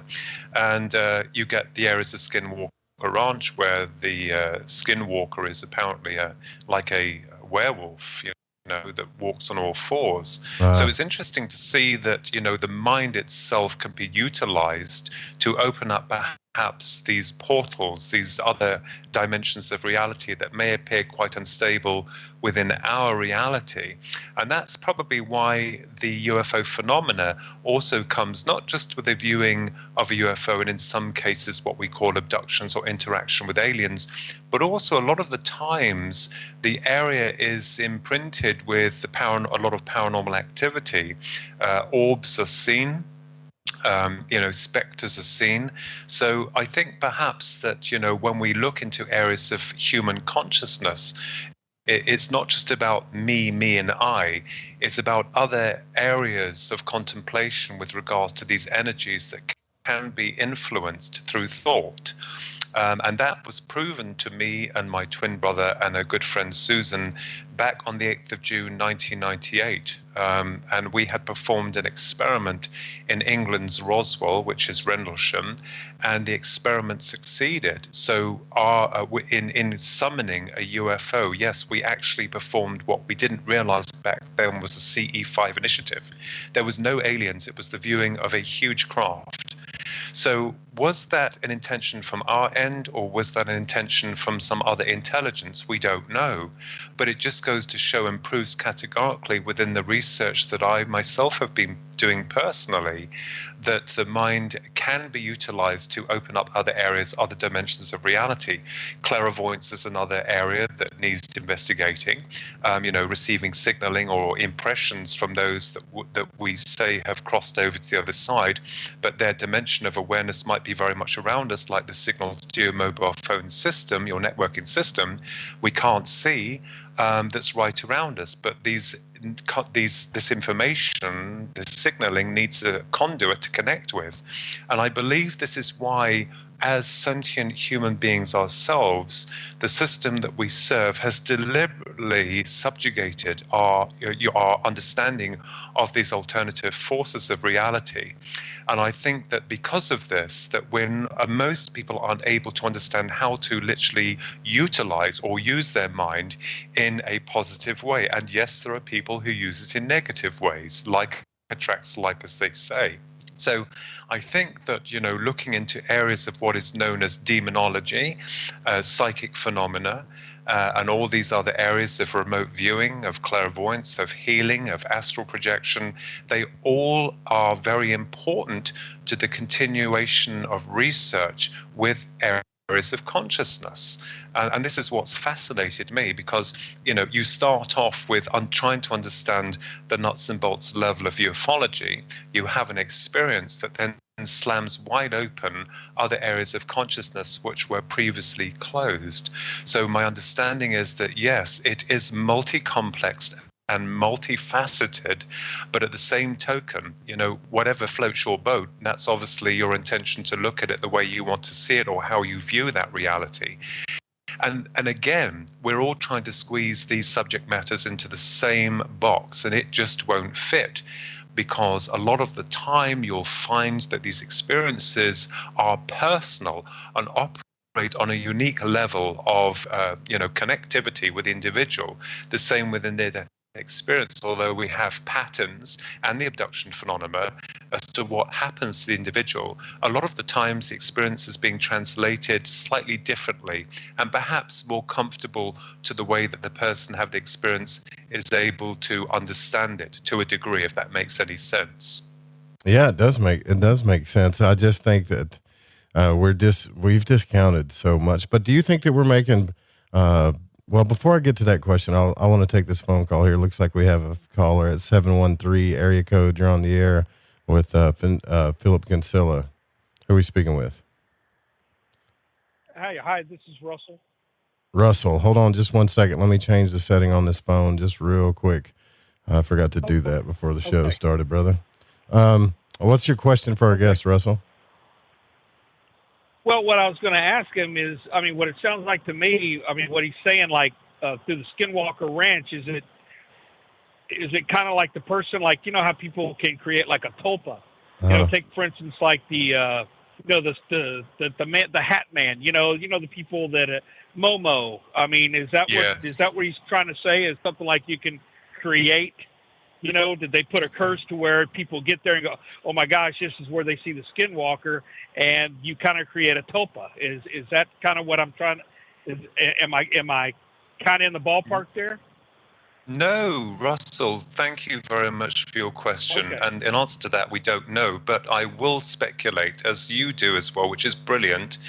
I think that what's happened is that you'll find that these areas of high strangeness, when they occur, they normally occur in remote areas. And I think that's because the imprint of the curse or the intention is not being able to be influenced by the minds. For instance, if you take a place that's really built up, you're not going to get a lot of paranormal activity happening there.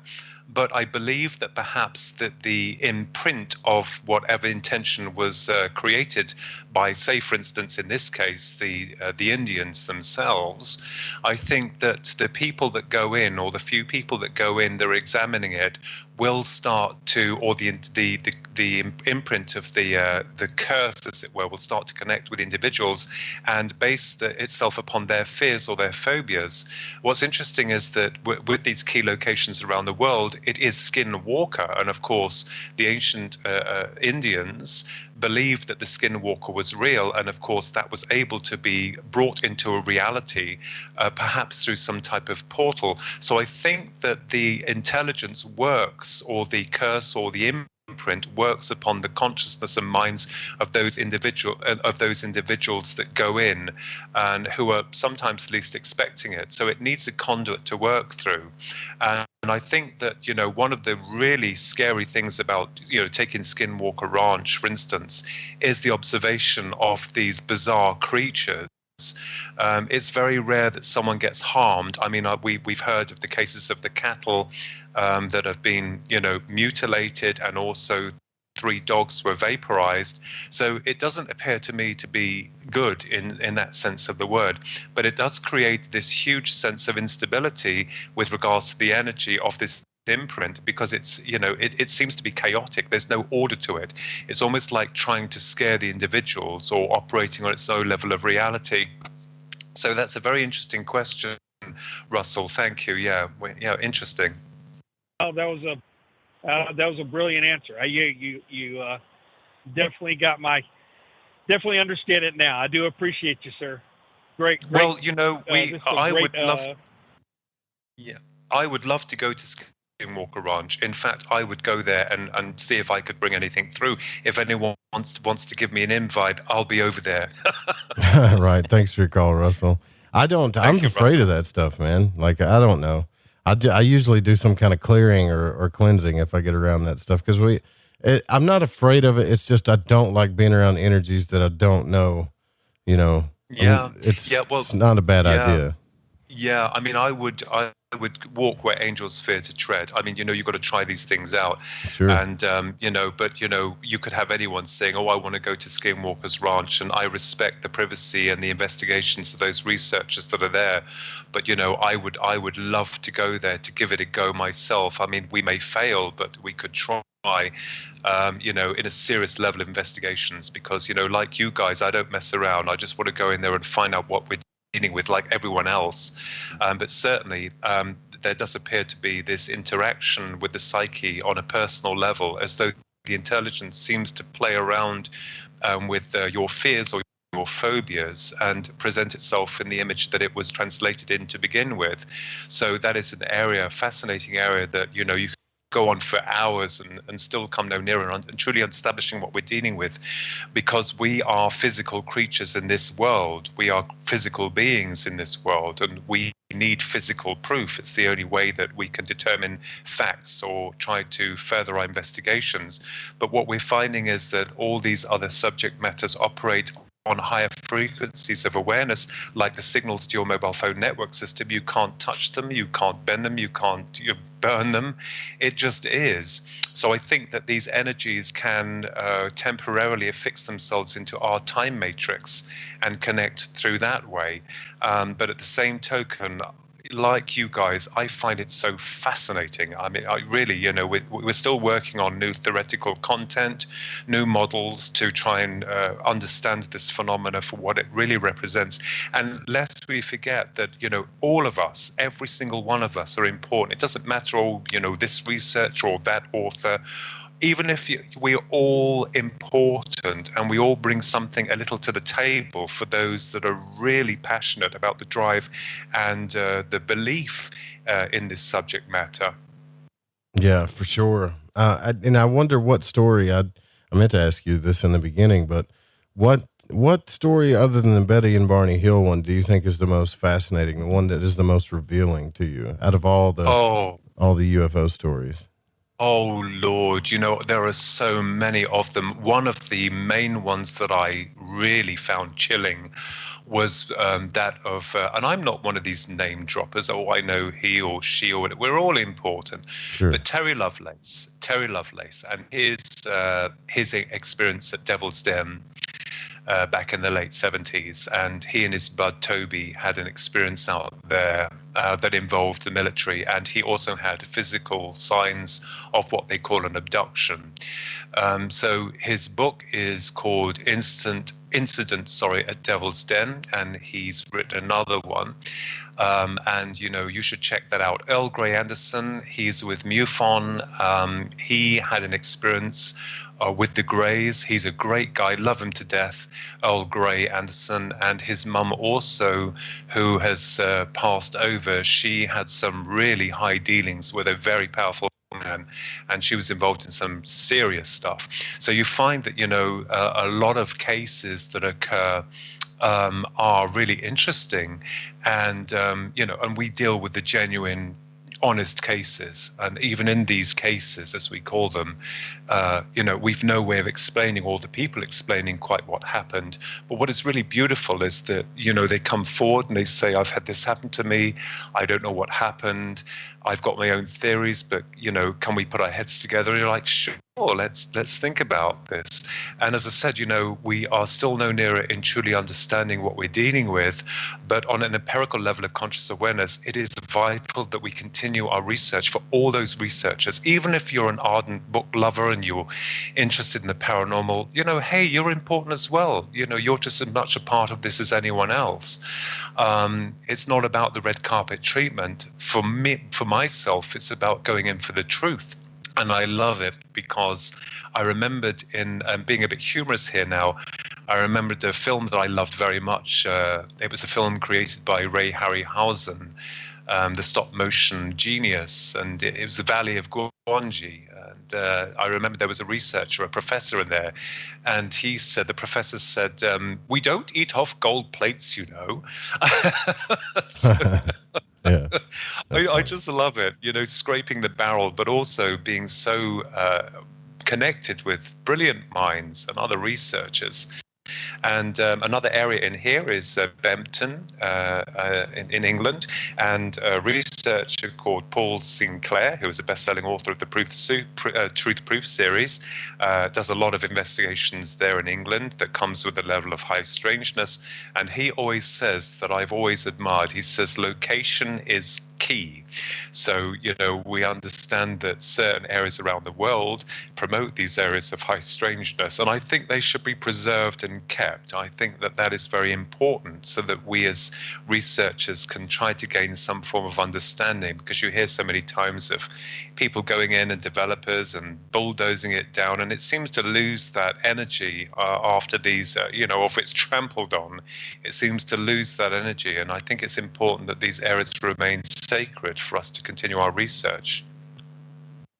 Yeah, that's for sure. And I think that if we take the mentality that you're talking about, and if we keep on it, we'll keep this thing alive. And I'm glad that you're doing this, because I worry about the ufology. I got to be honest with you. I worry about it sometimes, because it seems with everything going on, I don't want it to go away. I don't think it'll ever go away. But, the last thing I want to say is we've got all the stuff in space and space junk, and we really don't know what the hell's going on now, so it can get a little crazy. Yes. Yeah, and I think it's important that we continue the research, and moving away from the physical nature of this reality shows us that they may not be coming from another planet in the physical sense. They may be coming from another level of reality where they open a dimensional portal, as they call them, and they integrate with our reality. And this is why they come with a level of high strangeness where time stops, and they connect with you on a very personal level of integration. And I think this is very important for a lot of people out there to understand that, keep doing your research, try to remain as level-headed as you can, but try, be open-minded as well, because, this is where the truth is. And remember, you are the truth. You're key. You are the individual who is the key to all of this. And what we're trying to do is establish this reality on multiple levels of understanding. So, for us, it's really hard sifting through a lot of the jargon and the fakery and the disinformation and the lies, and trying to get to the root cause of what we're actually dealing with. But as we're finding, it does come with a real high level of strangeness that appears to be unstable within our viewing of what we call reality. So this is where I am at the moment, and working on some new projects, and just basically keeping my nose to the ground and eyes to the sky, and looking for that truth, as it were. Well, like I said, I am grateful that you're doing this work, and thank you again so much, because we have to wrap it up here. Thank you for coming on Lighting the Void here on the Fringe FM. It's been a real pleasure having you on.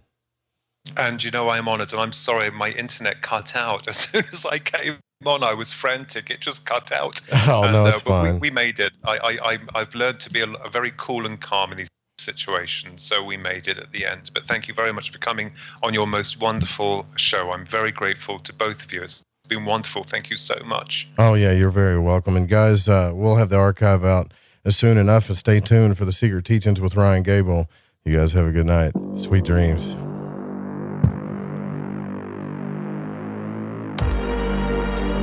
All right, Terminator music kicked in. That's another one down.